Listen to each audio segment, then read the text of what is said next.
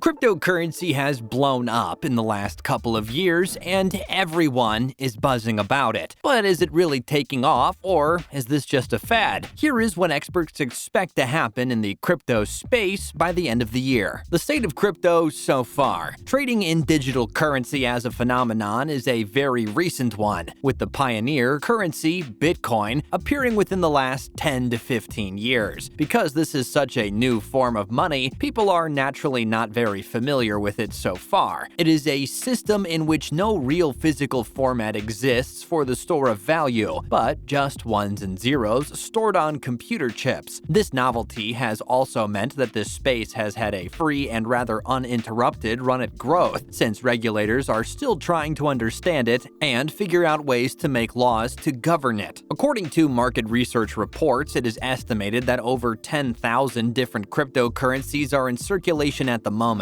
This number continues to grow as the proliferation of cryptocurrencies accelerates further, with different currencies making their debut and raising money through ICOs or initial coin offerings. As far as the value of crypto is concerned, it's already massive and only projected to grow, with currently 1.6 trillion USD worth of crypto out there, which in fact is down from the April high of 2.2 trillion. This shows not just the massive market of crypto, but also its highly volatile nature. Bitcoin alone holds around $740 billion, a high figure in its recent trend, but still lower than its April high of 1.2 trillion, a number yet to be recovered again. Here are some of the things experts predict will happen by the end of the year. More mainstream acceptance. Even though cryptocurrency has grown pretty popular, and almost everybody's heard of it, its use in everyday life has a problem that keeps circling back. Only a limited number of people use it and accept it, because very few people use or accept it for one thing. But things started to shift very significantly in 2020. In the evolution of Bitcoin adaptation, we saw prominent fintech companies start to get on board with the idea. Square's investment of $50 million into Bitcoin, coupled with PayPal allowing its users to buy and sell cryptocurrency, has given it quite a stamp of approval. It won't be a stretch to say that by the end of 2021, we might just see a bigger mainstream embrace come forward. You can expect at least one major European bank or US bank to introduce some kind of system that will allow the purchase of cryptocurrency or enable clients to hold digital assets. Competition from big tech. Regardless of what Bitcoin may or may not have achieved in its decade of existence, it has caused many large global organizations to consider offering an international digital currency. There is a massive market for digital payments up for grabs, and any company involved in the payment space is well aware of this fact. The most potential is within the payments that involve different currency markets. The reason behind this is that such transactions typically take several days to resolve and involve heavy fees as well. This process can be dramatically streamlined through the world of cryptocurrency on the other hand, and Bitcoin has already demonstrated that. To prove this point, just note that this year, Facebook and Google have moved forward with significant digital currency plans. They are both companies with a massive global outreach, and imagine the impact that will have on cryptocurrency's reach. Facebook's Diem and other tech offerings may not be the same as Bitcoin, but they are predicted to start catching on by the end of 2021, and if that is the case, then they will definitely manage to eat a little into Bitcoin's growth. Competition from central banks. According to the report and survey issued by the Bank for International Settlements, approximately 80% of the world's central banks are working on some form of digital currency. China is by far the furthest ahead to take the experimentation of digital currency further than any other nation. One technique used recently to advance the use of digital currency was in the eastern Chinese city Suzhou, just west of Shanghai. 100,000 residents received 200 renminbi in a lottery that was held. 200 renminbi is approximately worth $30. They received it via a digital wallet and were encouraged to link this digital cash to their bank accounts. The catch was that they had to spend it within a couple of weeks or the money would disappear. What a smart way to incentivize people towards digital currency. China has been working towards the nationwide adaptation of the digital yuan, and that is likely to undercut the demand for Bitcoin and other such independent independent digital currencies. Soon, most likely by the end of this year, we might see similar experiments pop up in other countries as well. A new regulatory playing field. It is hard to read Congress's mood, and even its expertise on the subject of cryptocurrency, but some folks have asserted that Joe Biden might be good for cryptocurrency. The assumption is that a Democratic administration would be more stringent in its regulation than a Republican one. Needless to say, for regulators, the potential of fraud and the issue of anonymity are serious concerns. These may be things crypto enthusiasts are quick to look over, but not something regulators can take lightly at all. That said, we can expect Biden's team to come up with a more comprehensive and rational way of regulating cryptocurrency by the end of the year. Continued volatility. One particular problem with cryptocurrencies is their volatility. The appeal of not having a regulatory body comes with this drawback of unpredictability. Bitcoin and other cryptocurrencies don't have a great track record so far when it comes to stability. For example, in December of 2017, Bitcoin traded at close to $20,000. A year later, its value then dropped to as low as about $3,200. But it was trading at record levels once more by December 2020. As an investment option, this makes it pretty risky and hard to recommend for anyone hoping to avoid big losses. Some predict Bitcoin to reach as high as $50,000 by next year, and although that sounds like a stretch, it's not completely out of the question if investors start moving money into Bitcoin. Of course, it is just as simple that the price will head in the opposite direction by the end of 2021. The one thing that seems certain is that the wild volatility of 2020 will most likely be repeated, so you better gear up. The long-term picture. Crypto's future is not just limited to the end of this year or the next. It is the currency of the future, so it's worth knowing what experts have to say about its long-term future as well. Frederick Kaufman, author of The Money Plot, A History of Currency's Power to Enchant, Control, and Manipulate, has commented on the future of crypto and that it will be the model after which the dollar will evolve. He argues this on the basis that all money is, at the end, an encrypted store of value that can be relied upon and is hard to manipulate or abuse, and therefore crypto, which accomplishes this directly with algorithms and mathematics, is rooted in the very fundamentals of what money is. He continues his argument saying that crypto is not something novel or new. Rather, it is in line with the core concepts governing money, and therefore will converge more and more with our naturally evolving lives and societies. As for crypto's global prospects, a panel of cryptocurrency experts has recently made a prediction that Bitcoin will overtake the US dollar as the major form of global finance and trade within a 30-year period. One of the panelists, Joseph Reksinski, who is a Thomson Reuters technologist and futurist, was quoted as saying, "Some countries will leverage Bitcoin as their primary currency of choice." He also predicted that Bitcoin will cross the dollar in value with an estimated value of $150,000. As an example, this year El Salvador in fact adopted Bitcoin as legal tender along with the US dollar, an experiment not without controversy. Other South and Central American nations have also given signs that they may also take such a route to escape dependency on the US dollar. However, not all experts have an optimistic view of the future of Bitcoin, and in fact, 44% of a panel, which was part of a survey by a professional finance comparison website called Finder.com, answered that they don't expect Bitcoin to reach the stature of the dollar as the major form of global finance. In contrast with the rest of the panel who believe in Bitcoin's potential to overtake fiat currency, a phenomenon termed hyper-Bitcoinization. University of Western Australia Associate Professor Lee Smalls said, "Ultimately, I think Bitcoin and many other cryptocurrency assets will lose out to central bank digital currencies, many of which will be live by the end of the decade." Furthermore, the chair of the U.S. Federal Reserve, Jeremy Powell, argued that one of the stronger reasons to go for a digital dollar is indeed that it would undermine Bitcoin and replace its need, as well as that of other cryptocurrencies and also currency known as stablecoins, which is digital currency that is pegged to traditional assets. Meanwhile, in Europe, the European Union has been moving forward with its own plans to introduce a digital form of the euro in the coming years, much in line with what China has already begun doing with its digital yuan. It seems the crypto space is only going to get more and more exciting and vast as the years go by. With that, we wrap up the video. Thanks for watching.